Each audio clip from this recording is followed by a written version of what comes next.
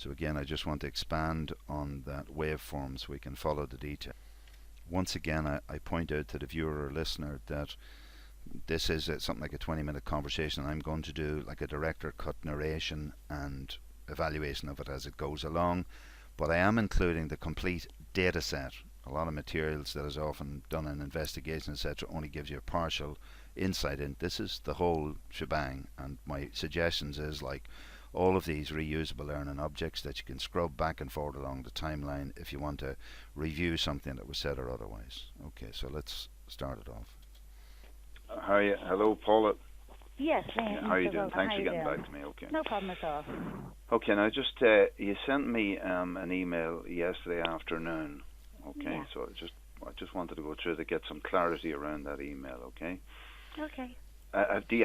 Just once again, what I want to do in any dialogue with somebody about things that I don't think are clear, certainly aren't clear to me, or may not be clear to the other party, is I'm quite pedantic about creating what I call calibrated alignment, or getting on message around it. We're both talking about the same data set. So throughout this thing here, I'm constantly looking for reassurance that we're talking about the same information. And again, a fractal of behaviour I find a response from officialdom is it's almost, are you dumb or what? I mean, it's obvious, and by definition, as I think I will try to analyse it, certainly isn't obvious to me. Anyway, let's continue. Okay. Do you have it in front of you? Do you? Just I do. Indeed, important. Yeah. Okay, excellent. So the first part, I'm a bit confused of this. It said, I wish to acknowledge receipt of your email dated the 24th of April 2016. So just that thing, just listen to this here when she says, I do. Indeed, important. yeah. Okay, excellent. So just as said, I do indeed, yeah. So unless she has a much faster system and a rapid system or nothing on her desk other than me, we're less than 20 seconds into the conversation I'm having with her. So I just have to presume that 5-minute period that I was left on hold must have facilitated her getting to the point where she could validly say, oh yeah, I have it in front of me. Oh, I do indeed. That's relevant because I have had a previous history with the data protection people, which is, a monumental disaster. It has just decreased any level of belief I had in the quality of regulation in Ireland. That's in relation to another saga called the Aircom saga, which is another strand and thread of the Does It Matter research program. And in those cases, when I'd speak to people, then they would suddenly have to go off and get files, etc. The same operation, senior people, etc. But they seem to take an awful lot of time to get the data together. But bang, in this situation, I'm left on hold for 5 minutes within 20 seconds of talking to Paula Forde. Oh, I do. Yeah, indeed, important. Yeah. Okay, excellent. So the first part, I'm a bit confused of this. It said, I wish to acknowledge receipt of your email dated the 24th of April 2016. Mm-hmm. Okay, can you send me a copy of that email? Because I can't find it in my system. So send you a copy of the original email that came in. No, my email. Yes, I wish to acknowledge receipt of your email. So perhaps I presume this is an email I sent to you, is it? Well, not to me personally, no. It was sent to the office and forwarded on to myself because I look after the breach section. Okay, no, but sorry, it originates from me. That's what I'm trying to say. It was sent to a breach section. Yes.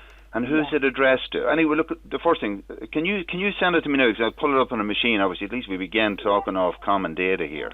All right? Excellent. Thanks.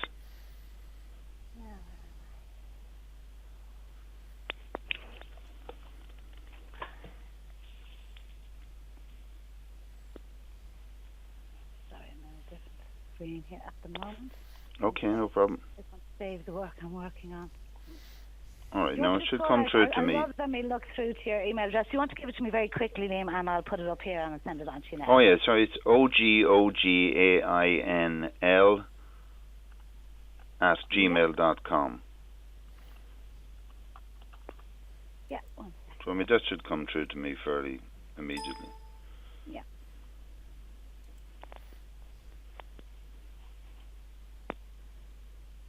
So your role is you look after the breach section, is that what you said? Yes, absolutely, okay. Yeah. Okay. Does that mean that just again clarity, do all issues or reports of breaches then effectively go through you, or? Well, they come into, we have a breaches inbox. Okay, all right, okay. And they come into our inbox and they're either dealt with by myself or one of my colleagues. Okay, but there is a specific common channel in a breaches inbox that it would go to. I didn't know that, obviously. Okay, yes, all right, there is. all right, Yeah, all right. Yeah, I can send this on to you now. Excellent. Now, just while I'm waiting for that, it says here, I think... Okay, now what I'm going to try and do is trying to pull up two windows on the same screen so I can see, if we can see the data that I'm going to talk about here. There's a bit of a trial and error job for me, so I'll just pause for a moment. Let's see how I manage this. Okay, so far I think that makes sense. So on the lower part here, I'm going to try and arrange that we can keep track of the material I'm talking about here. I wanted to ask, what triggers the data protections invoking of a breach process? Well, it's usually either maybe somebody who's been affected by a breach will contact us, and we would contact the data controller, or the data controller themselves under our code of practice would contact us. It's a person who has a complaint about themselves, is it? Well, no, as I say, it could be somebody who has been affected by a breach, personal data breach. They may have received notification from an organisation, say their data has been breached, or a notification from a data controller themselves. Okay, just to say that this is a whole new area for me. I've never dealt with this before. I have dealings with the data protection people, but that was actually seeking data belonging to me. It's nothing to do with data breaches. So I am really a confused person trying to find out, what the big picture here is in relation to this. This is obviously why I sound so uncertain. I am uncertain. That's why I'm asking the questions. Okay, so I'm going to clarify. There's a difference between a person who's been affected, the end target, or an organisation who may have been involved in a breach. In this, I presume, in this situation, for example, there's the CSO from whom the data emerged, and the second one. You've sent me that, have you? I'm just sending it to you. All right, okay. Yeah. All right. And sorry, so there's the CSO, and then separately there's an individual. Now, I think what it says here that I'm just trying to say is, in addition, you should note this office is now in receipt of a complaint from one of the affected data subjects regarding the publishing of their personal data by you. So I just want to confirm that this is correct. Is that right? What you wrote to me is okay. Oh, absolutely. So we're talking about one data subject has lodged a complaint. Is that correct? Yeah. Okay. So, and I'm being asked to in some way remove that data subject's detail from data. Is that correct? Yes. I think the email is very clear on that, Mr. O'Gozan. Okay. I just want to say, for me, this email is not clear on that. Sorry, I just want to go down here and look at this. As I press this button, that top screen will move. Just at the moment, this is what it said to me. In addition, you should note this office is now in receipt of a complaint from one of the affected data subjects regarding the publishing of their personal data. And then the office said, I would be obliged if you would remove the documents at issue. So anyway, for me there's confusion there. So while, to be fair to Paula, she sees it as quite clear, I don't see it as quite clear. So that's why I need to interrogate this further. So if you can give me the identity of that data subject. Not at all. Okay, so how am I going to comply with that? No, to do so would be a further breach of their personal data. I would then be breaching their data protection act. Okay, and that. So, firstly, I think so far. Look, I'm the new person in this field, asking the curious learner as such, asking the expert, Paula, and she seems very competent in what she's doing in relation to this knowledge base. But I see a conundrum for me here. At this point, there is certain information belonging to a number of people, right? A single one of those people, a particular individual data subject, has complained that, say, my personal data, this person saying my personal data has been put up there and I wish that to be removed. So they can speak purely to themselves and their issue. So as a result of some feedback that I've had from stuff that I put out on Facebook and on YouTube and circulated around this, a very I think critically thinking person suggests to me, well, okay, if you're being asked to extract a piece of data from a body of data, because at this point there's no allegation that the rest of the body of data is problematic, then in order to do that you need to be told which section to extract. Now this office have talked to me about removing a whole document, which there's no reason why I should feel the need to do that at the point at which we're having this conversation. I'm being told a particular data subject wants that data removed. Okay, let's find out whatever that data is.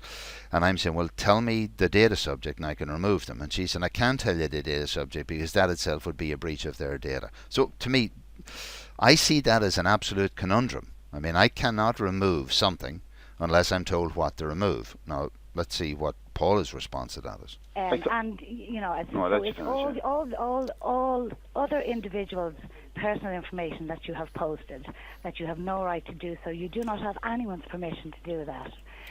Okay, so this is a statement by Paula. It's not a question. This is a statement. Just listen to this. Personal information that you have posted, that you have no right to do so. You do not have anyone's permission to do that.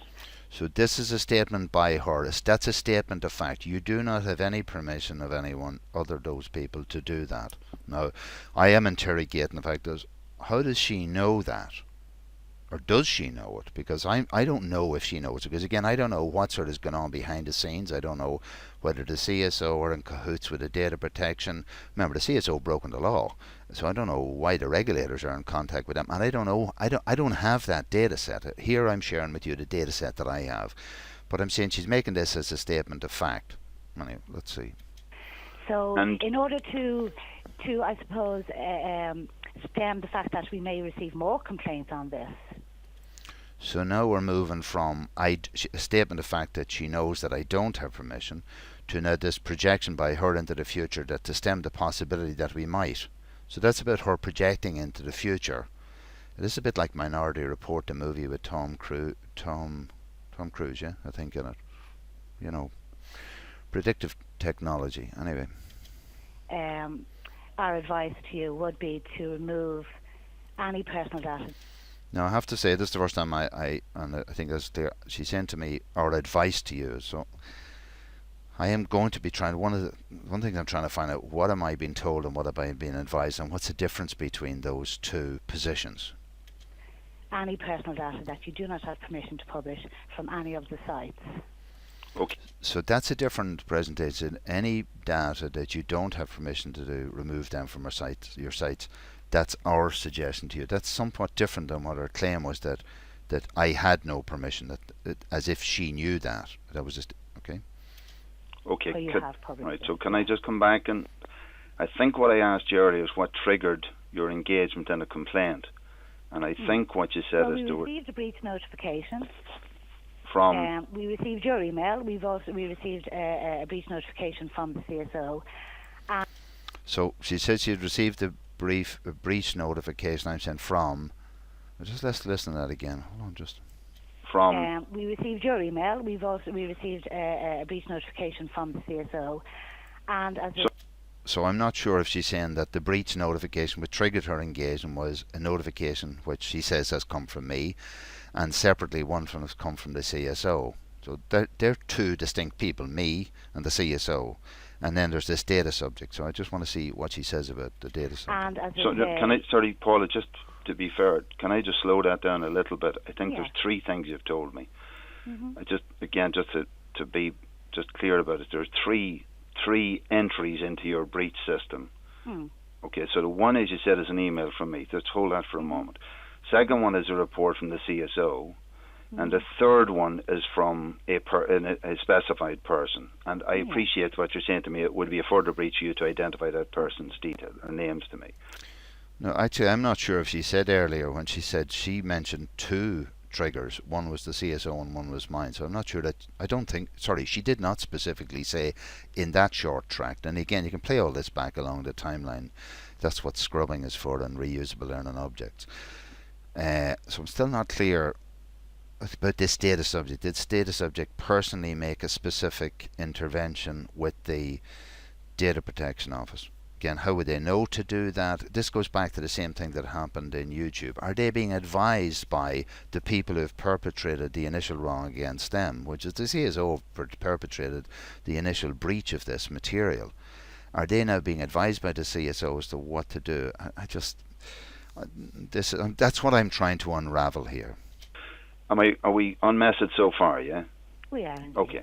Now, what I'm wondering here is, you have said, I think so. If I'm listening to this and analysing as I'm doing it. To be fair, I've never spoken to Paula Forde before. I haven't a clue who she is. No idea where she was coming from.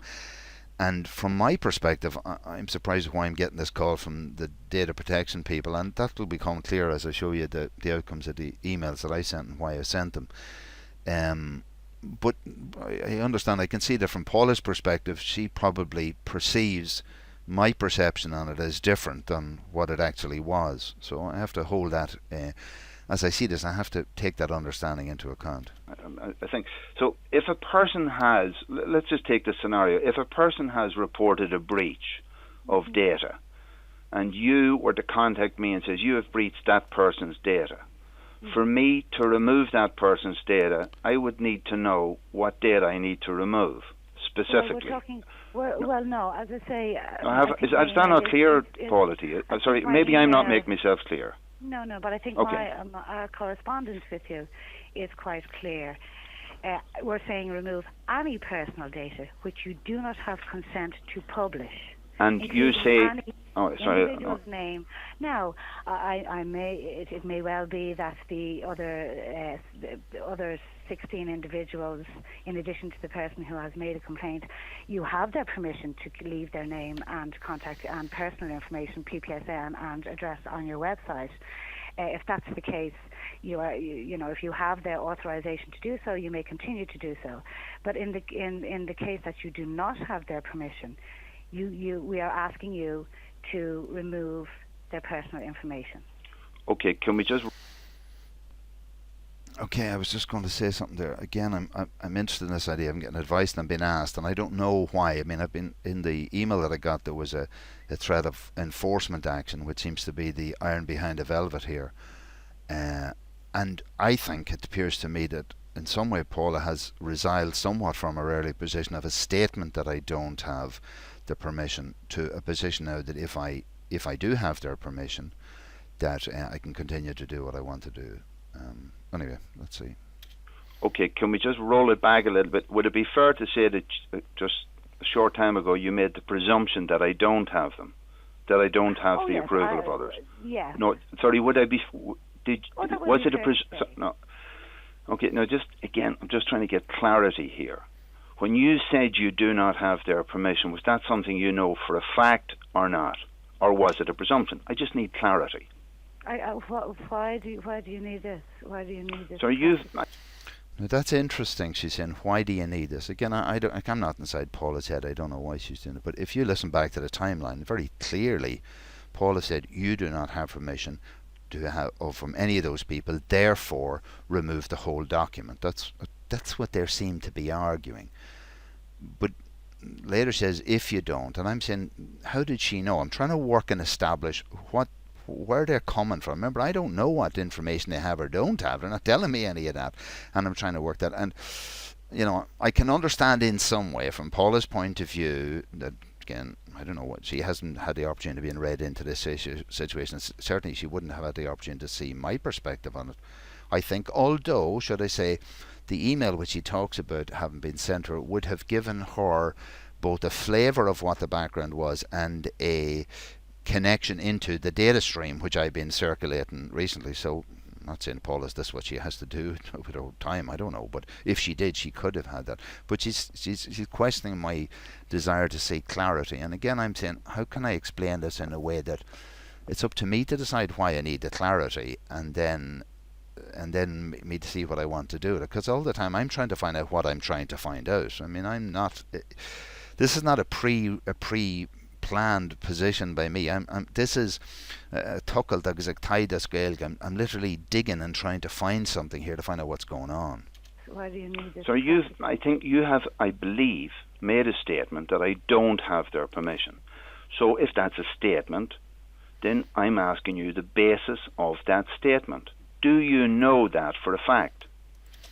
No, I mean, it seemed to me as I can feel the tension changing in this dialogue that's happening between us at the moment. And again, maybe this is inevitable when people are trying to get clarity. I don't know. I mean, genuinely, I'm just trying to find out what's happening here. I don't know. Maybe Paul is looking at it from a point of view. Sure, this is obvious when you not see. It's just not obvious to me. And I keep thinking, I'm trying to always get to this thing. The facts are neutral.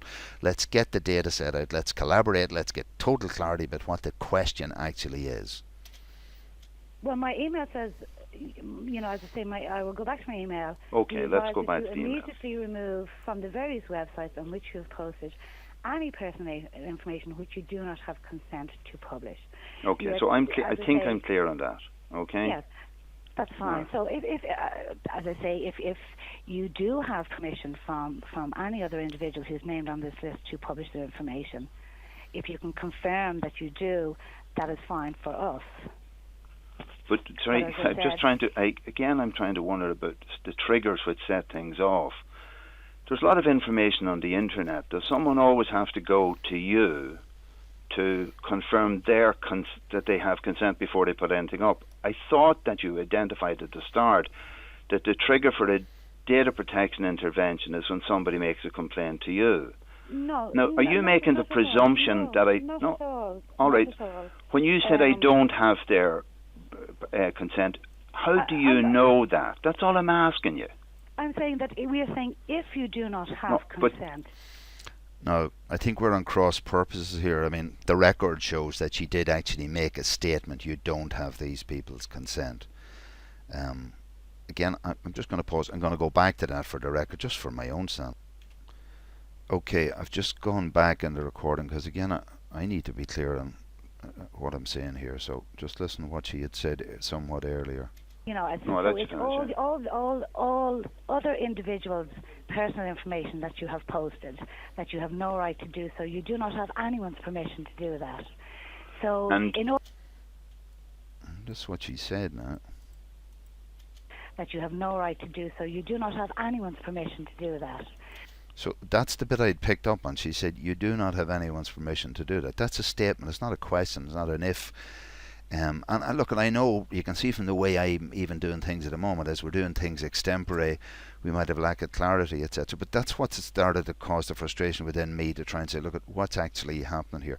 Let me go back to where we broke off there for a moment. So this is where I asked myself that question there. Hold on. When you said I don't have their consent, how do you know that? That's all I'm asking you. I'm saying that we are saying if you do not have consent. But you said I didn't. I'm asking you, do you know that I don't? Or do you want to resile from that? I'm not sure. I don't know what. Now again, I'm listening to this. I know why I'm asking the question. Because I'm trying to interrogate what I believe the evidence shows is a completely corrupt set of thinking within the process, within the CSO. And I've already had a very unsatisfactory experience, of which I again have a whole set of archived data and the same type of material in relation to the data protection people. So I'm not entering a correspondence with or an engagement with the data protection people expecting some sort of a high quality experience. I am there with the doubting Thomas, trust but verify scenario. So when she said this, I'm saying, why would I think this is a slip of anything? This is something. She's telling me that, and I want to know if she's actually claiming that she knows that I didn't have this permission, and to question how she knows this. Or we just, do we work on evidence, or do we work on projections? That's really what I'm trying to. But I can see from Paula's, I presume Paula's probably frustrated if it is that she doesn't have a plan. I don't know, but I'm just saying I can see she's probably saying, well, why? So that's what the confusion of human dialogue is all about. Why we're getting into semantics about this now, Mr. O'Gogan. Well, that's okay, but I know. No, just why we're getting into semantics about this, Mr. O'Gogan. Like I'm saying, semantics is not really, it's precision. Precision, just precision. That's what I'm interested in, precision. Like she either said this or she didn't say it. And because if she said, well, let's say, again, in that Confucius sense, if she meant what she said and said what she meant, that what she said was that you didn't have these permissions, so then In other words, this is a decision she's already made without looking at any of the evidence, unless she has evidence that she hasn't presented to me. Why we're getting into semantics about this now, Mr. Gogan? Well, that's okay, but I know. I'm looking for clarity. I'm looking for clarity. No, Well, sorry. Have you a complaint from an individual? We have a complaint from an individual. No, just there let's hold that. That have not been brought to my attention as yet, but we have a complaint received already. Okay. So can we just deal with what you have in front of you? Yes. Okay. So I think we've at least got to the stage. You have something in front of you that you know, and you have chosen to make a presumption about something that, to my knowledge, you haven't told me you know, but you may know in the future. Is that correct? If that's the way you're seeing it, yes. Well, I'm to be.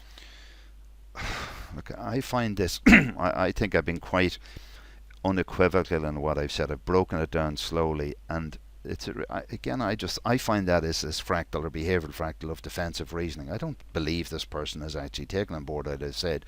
If that's the way you're saying it, as if I'm just wondering, is there another way of saying this? Like, that's what this data, that's what this evidence is about. That's what the whole production of this is, a forensically replayed detail of how the human condition is. I mean, I'm there and I'm a confused guy trying to learn and watch. But while I may be confused, that doesn't mean that that when I say something that I acknowledge that I've said it, and particularly if it's brought to my attention, rather than being defensively deflected, which is the experience. That's the experience I'm having, and that experience is not just an experience taken out of the blue. It's the experience built up on the background of, in this particular thing, more than the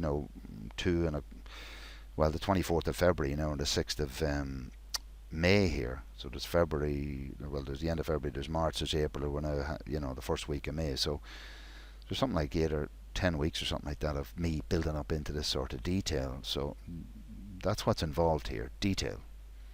I heard Michael McDowell once. It was from him I heard the quote, "The devil is in the detail." And I remember checking up the etymology of that, and actually it is interesting because this is not something that Michael McDowell thought up on his own. It's been around for a long time, but it's interchanged with the other one, which is that God is in the detail, which I think might even go back to Goethe and other writers. But interesting, if God and the devil are both, if the detail, God and the devil are both in the detail, I think, for any sort of belief, I think I'm going to pay attention to detail here. Well, to be fair, I just want to respond. I will. I want to respond, so I will need you to be clear to me. If you want clarification on my correspondence, Mr. Gogan, yes, I will clarify it for you now. Okay.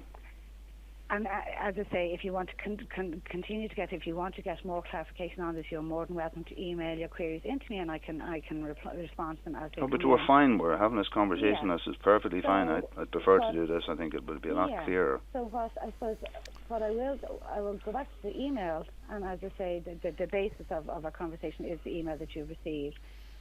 Is that the publication of 17 individuals of their personal information on your part has resulted in public disclosure of their personal data. All right, and what we are saying is, our advice to you is to immediately remove from the various websites where this information is posted any personal data which you do not have consent to publish.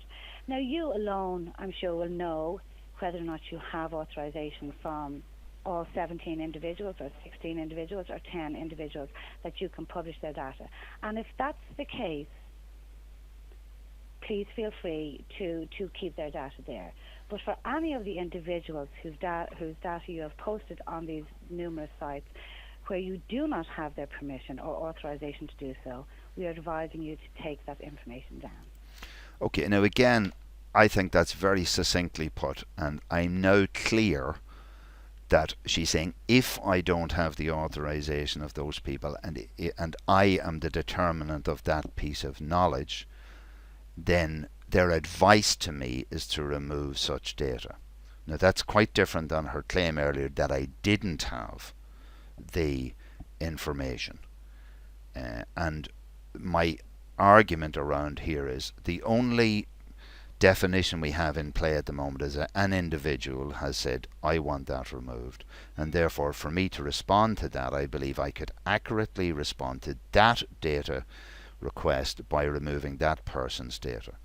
And we might be in the business of splitting hairs here at the moment, but this is quite relevant, I believe, in terms of the machinations that have been going on behind the scenes by the CSO with either individuals or, it would seem to me that who did they select in the candidate group to be do their bidding? Because my sense is that I don't see the perpetrators of the wrongdoing initially in this case here, the breach of data, which has massive ramifications for the potential of further breaches of people's personal data when fulfilling out their census forms on the 24th of April this year. This material is guaranteed by law to be secret for 100 years. And I had just prior to that had two specific examples of these very same people using their very same systems releasing personal data. One belonging to me, a lot more information belonging to me than this other information. So that's the reason for trying to work on these specific points. Okay, now you just mentioned a word called numerous sites there. How many sites would be numerous in your opinion? What number establishes numerous? To me, anything more than 2 is numerous. Okay, I'm just going to play this for a moment. Something has happened there I need to explain. Okay, now you just mentioned a word called numerous sites there. How many sites would be numerous in your opinion? What number establishes numerous? To me, anything more than 2 is numerous. Okay. So anything more than 2 is numerous. Okay. Yeah. And my interpretation of 2, by the way, is a couple. Okay. Yeah, but I said anything more than 2. Okay. All right. Yeah. So 3 is numerous. Okay, just yeah. for clarity. Okay, now, so given the circumstance you have, and I think at this stage you've advised me, I think just to repeat. Okay, just, that was important to me. I was listening to this. Look, obviously I'm focused on the data stream and the forensic of this, and I heard myself asking this following question. This is interesting here. Okay, now you just mentioned a word called numerous sites there. How many sites would be numerous in your opinion? What number establishes numerous? To me, anything more than 2 is numerous. Okay. So anything more than 2 is numerous. Okay. Yeah. And my interpretation of 2, by the way, is a couple. Okay. Yeah, but I said anything more than 2. Okay. All right. Yeah. So 3 is numerous. Okay, just for yeah. clarity. Okay, I mean that's a bit of a dick measuring contest there, whether we're 2, 3, 4. I'll look at that in a moment, but. Actually, I was saying to myself when I heard this, I said, did I actually say numerous? I was doubting myself. I mean, I have doubted myself, and I continually, when I look at this data, and when I look at anything in detail, it's a bit like quantum reality. I constantly doubt myself, and that's why I'm very interested in the evidence. And I took a break there, and I played the whole audio right back to this point there, because did I introduce myself this measurement error as such into my own research? Did I introduce the word numerous? And then we would often have a very interesting metaphysical conversation about whether 2 or whether numerous is something more than 2. And then I said to me a couple is 2, and said, well, I said more than 2. And I'm thinking, I want to say to you, look, if somebody said to me, I tested this yesterday actually on a number of people. I asked them about sort of a number of sheep or something. There's a numerous sheep, and how many would that be? And nobody came down anywhere near 2 or 3. I mean, just to be fair. So, I would have thought, the reason I click, I think I was applying for that.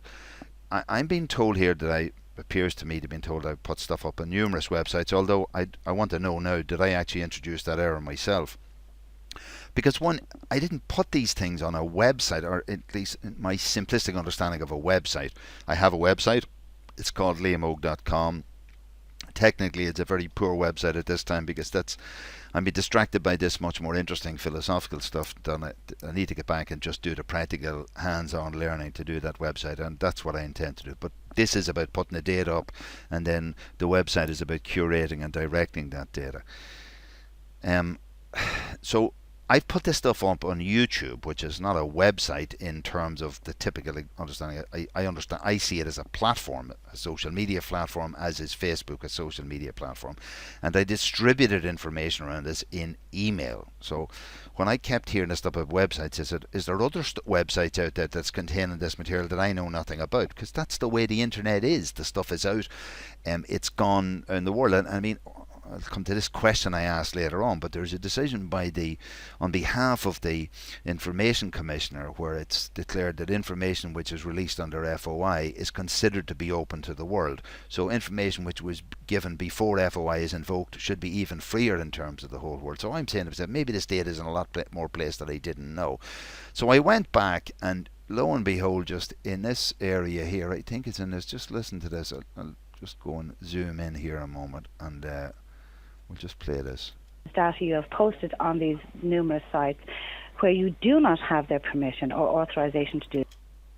Data you have posted on these numerous sites where you do not have their permission or authorization. You have posted on these numerous sites. So it's just a little tiny quark. Numerous sites. So that's where the trigger came from. That she did actually say numerous sites, and I know this is a detailed stuff, but again, there's in my view, a whole philosophy around our psychology, around our disposition, around this is the presumption, the monstrous creation of this numerous websites. What are we talking about here? The only two sites that there is a third site in which. Third platform, which is issue.com. So I've placed stuff on Facebook, I put it on YouTube, and I put it on issue.com, and I've emailed stuff. That's exactly what it is. So outside of that, and they don't, in my view, equate with the idea of what I saw as websites in terms of personal websites or stuff that I was controlling per se. Now again, I'm not taking sides in Paula in relation to this, but you can see the difficulty why it's so important. Imagine trying to work this out by email. We'd be writing the Dead Sea Scrolls for infinity. So this medium, imagine if we could get into a productive reasoning collaboration in a dialogue, in a phone conversation which was safe. And I mean by safe, a safe conversation is one that neither party afterwards will deny that they didn't say certain things, which is why I'm in the recording business, folks, because I've just had endless people either denying or presenting in a different terms. I mean, I looked at this and I said, if I haven't said numerous, I need to be upfront and clarify if I've introduced an experimental error into this research. Anyway, we have compared our different views of size of numerous. So according to Paula, anything more than 2 means numerous. My interpretation of 2 is the way as a couple. Okay. Yeah, but I said anything more than 2. Okay. All right. Yeah. So 3 is numerous. Okay, just for clarity. Okay, now, so given the circumstance you have, and I think at this stage you've advised me, I think just to repeat, you've advised me, and that you said only I would know whether I had the consent of others. So I'm saying, well, let's address what's in front of us at the moment. And you said to me, we have a very specific one. We have a person. And you asked me, please remove that person. And I'm saying, okay, let me say... So I think... a person. We were saying anyone any data you don't have consent to publish. Okay. I think I'm clear on that, Paula, okay? Yeah. Now, from that clarity, it seems to me that we've got a very specific reality in front of both of us at the moment, that you have an individual who is allowed to complain. Yeah. Well, outside of that, we don't know, or at least you don't know, and you're leaving it to me to have my own consideration. But I'm saying, let's imagine that I want to comply right now with you. Let's say I want to react right now.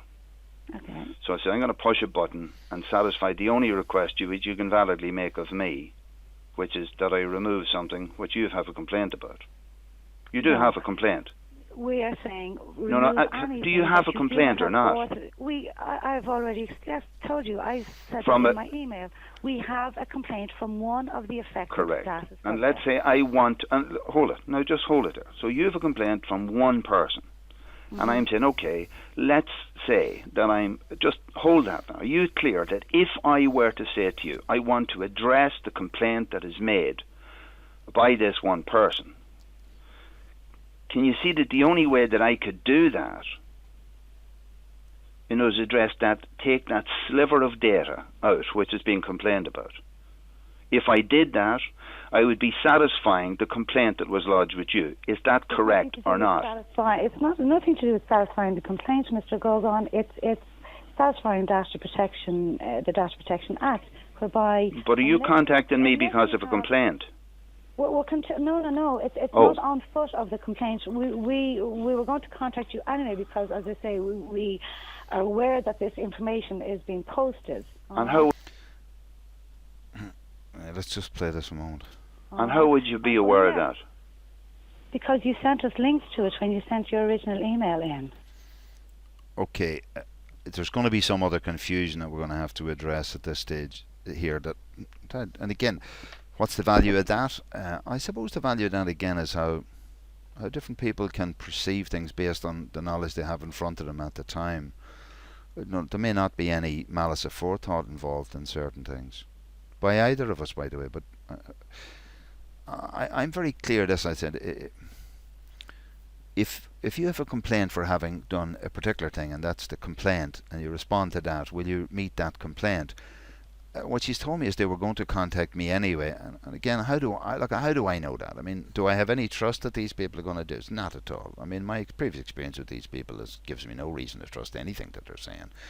So I'm not sure. And why would we be? I mean, the information, as we'll see, that I circulated was a lot in advance of the date when this email is sent to me.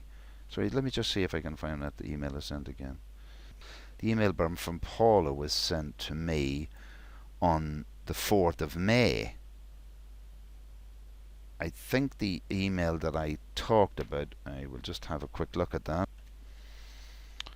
Yeah, I just can't expose that just at the moment, just for technical reasons, but the email was sent on the 24th of April. There's quite a time delay for suddenly these people are now contacting me about this. So I'm confused about where the triggers come from, what the time delay is, and how it's now taken place. I mean, they had this information, would it seem to, well, we'll see as we follow the trace of the emails when they would presumably have had this data. Okay, that's what I'm trying to. This is the email I've just got from you with Paula Forde. Yeah. So I'm trying to work out. See, I asked the question. She said to me, and originally they said they're thankful to me for having made them aware of this by giving them an email. And my sense of, I don't think I ever sent an email to the data protection breach of whatever in order that they would intervene in and certainly take enforcement action against me. And then I'm being told that this is my email to them. So I'm trying to actually, at this point, I said, well, if I could find the email and find how did it get from A to B and where to go along the way, then I'd have a better appreciation of what I was trying to do in the first place. So that's what this upcoming dialogue is about. Yeah. And it says, from Liam O'Gogan to Liam O'Gogan. You obviously, you must have. Okay, we need to pull that email up there. So this is the email that Paula has sent to me that she is stating that I sent. She didn't actually send it to her, she sent it to somebody that got to her. So I'm going to have a look at that email now. Okay, this just wouldn't be possible to show the screen overlay or the audio track overlay on this because just the way the screens are lined up. So this is the email. She's just after, Paula sent me this email at 12:25 yesterday. So in the middle of our conversation, she sent me this email. So this is the email that she says that she got, which made her aware of this whole thing. So this is sent from Liam O'Gogan to Liam O'Gogan. And I think there'll be further clarification as she talks about this. But just to say, the original genesis of this email, as you can see, was sent at 17:04. That's 5 o'clock on Sunday evening, the 24th of April. That's the day that we were all supposed to sign our census form. So I wrote that email at the time. It says what it says. Warning, CSO may release your data.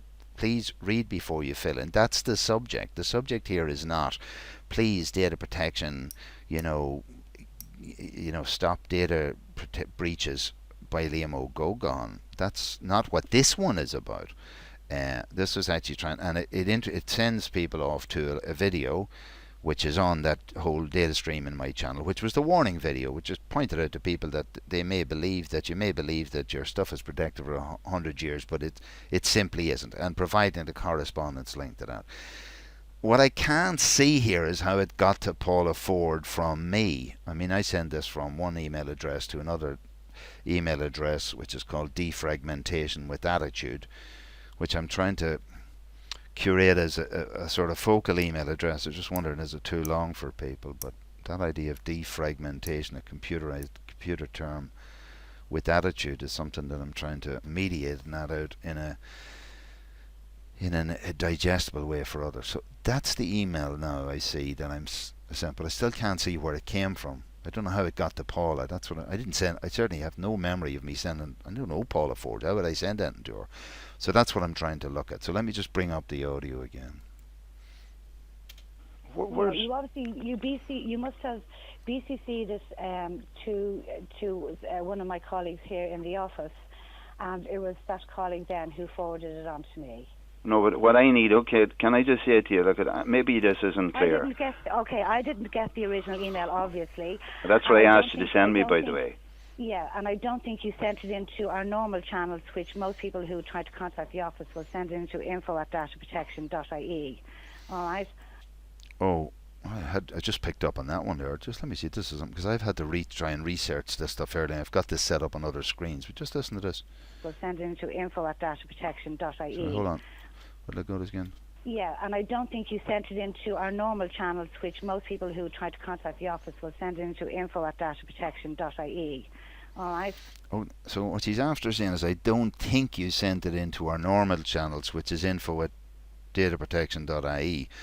So immediately when she said that to me, I'm saying, well, obviously I mustn't have sent it in there, because I'm now going to go look for this email, because she hasn't given it to me. I'm trying to find the traceability for this email. So I've got that noted down on paper here, because that comes up relevantly in a moment. Anyway, let's go on. Okay. It was sent in obviously to an individual in the office whose personal email address you also must have. Okay, so I was sent in to an individual in the office whose personal email address you must have. Now, that's interesting, because there are two individuals that I can trace so far, and yes, I do have their personal emails, and I'll explain why and how that becomes relevant as we uncover that material. And it was forwarded on to me for my attention. Oh, okay. So now, what I'm asking you now is to forward me the data that I'm purportedly forwarded to somebody who purportedly sent it. So I just need traceability on it, Paula. That's all. Is that reasonable? Sure, well, it's reasonable, but I'm sure you keep copies of emails that you send in your sent box, Mr. O'Gogan. So now Mr. O'Gogan has been told very clearly that I'm sure you keep all these things. It's amazing that I'm expected to have all these highly proficient and professional standards from. Look at when I do the analysis on the data protection, we'll see plenty about what they use as standards. And I suppose, but technically, yes. I mean, the reason I want to use electronic communication is because it is fundamentally traceable. You just follow the steps, and it's like Ariadne's thread. You get there, you get out of the maze by laying out Ariadne's thread in the first place.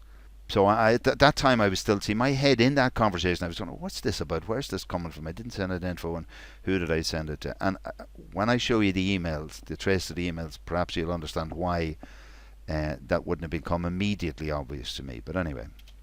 I know, but I'm not asking you what I do. Paula, to be fair, I'm not asking you what I do.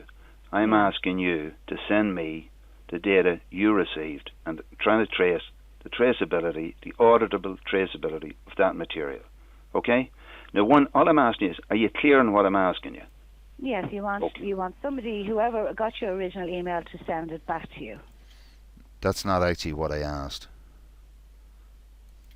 The data you received and trying to trace the traceability, the auditable traceability of that material.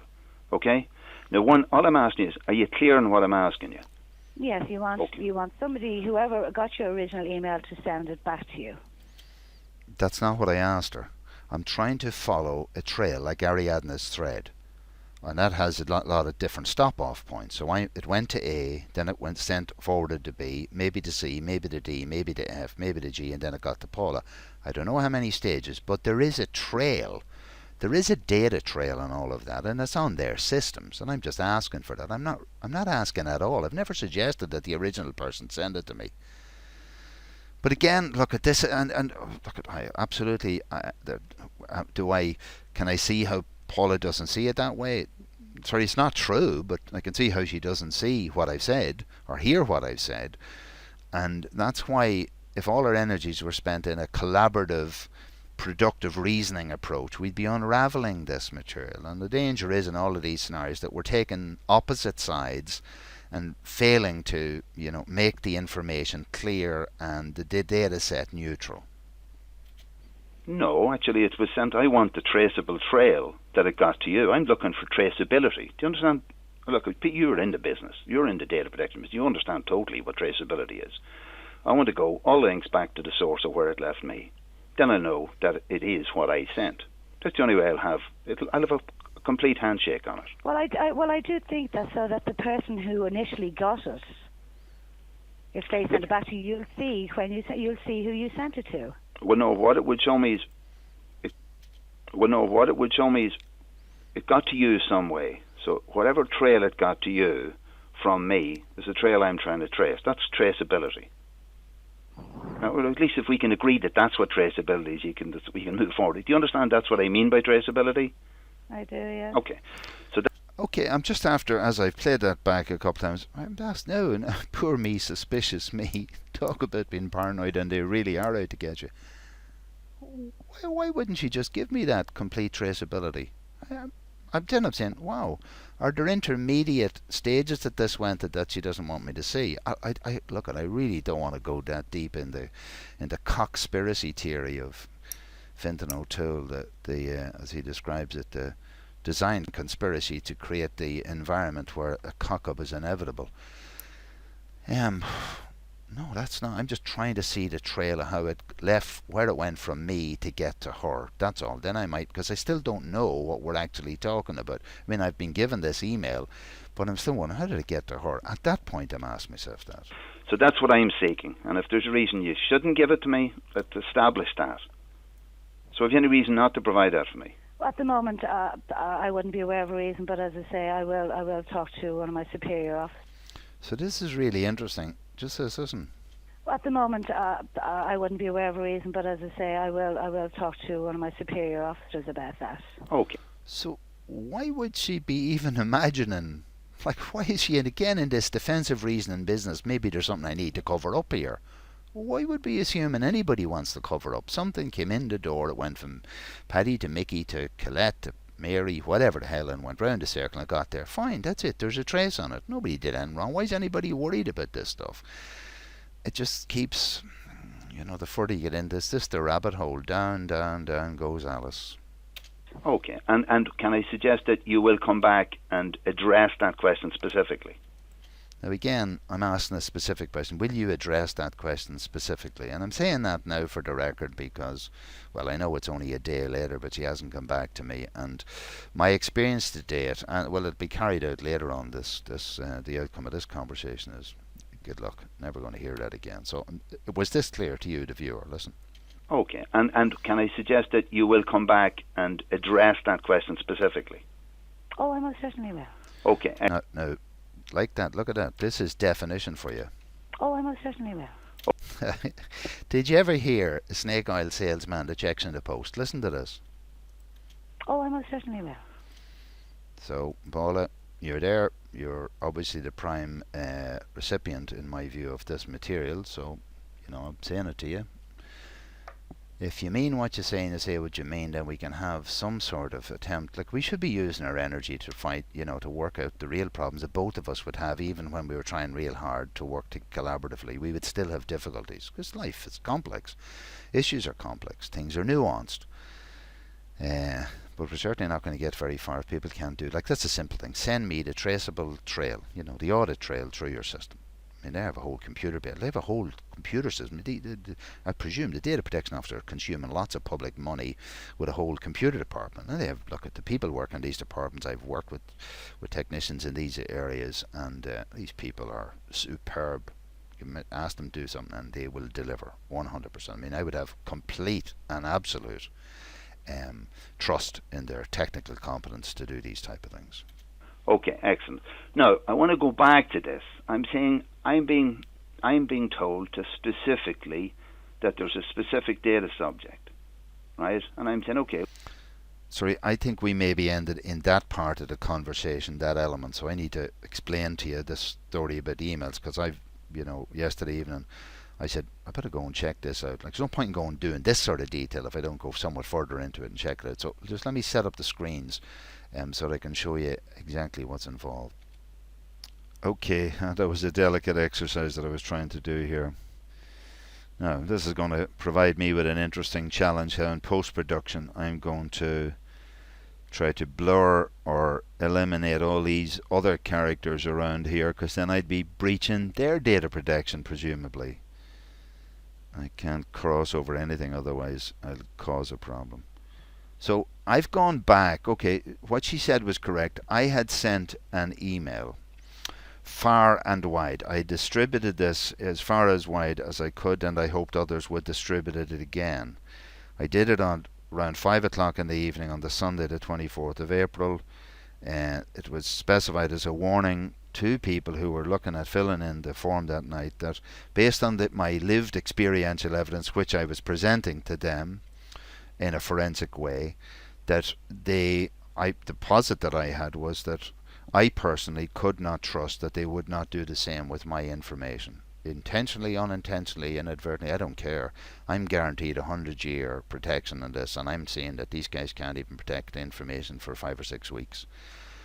So I wanted to release that. So essentially I would have sent it to a particular target address and BCC'd it to a whole lot of other people who therefore didn't have to see each other's emails, etc. Because I'd be cognizant of that in my own life. But I noticed this. I was looking for particular individuals because I've just been told, and you can play it back in this recording, that I didn't send it to their normal way of getting information, which is info@dataprotection.ie. And now I'm seeing that was one of my addresses, info@dataprotection.ie. So I don't apologise for being confused over what was going on here. I did send it to info@dataprotection.ie, and I'm told now I didn't. So there's one way in which that information, I want to be clear, I would have, to anybody, I was bringing this to the attention of every individual, including people in data protection. Even people working in the civil service and the CSO, I don't think these people should have been filled in their census until somebody had stopped the ball and said, hey, this is important. If it's going to be important enough for 100 years, let's get it right now.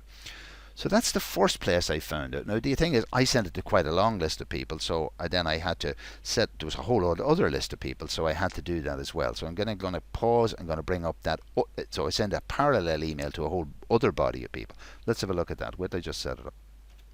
Okay, once again, there's a lot, I may have sent it to more people in data protection, but these are two that I was specifically mindful of sending to this. So just for the record, one is Deirdre X Kenny and Paula X Nerney. Anyway, that's their names.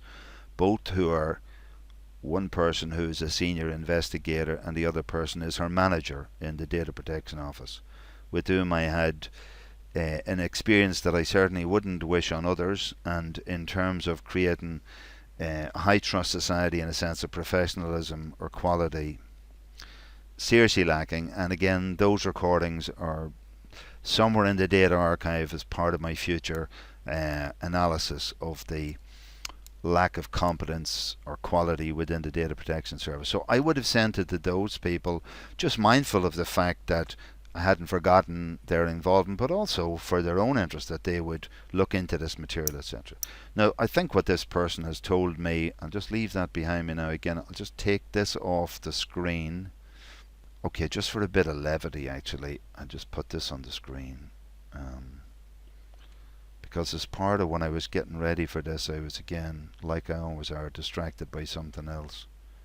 But it had to do with a quotation from my school years, in the latter part of my school, and something which is a self-analysis on why I seem to choose the paths that I choose, had to do with interventions made by a particular teacher at the time called Jim Heaver.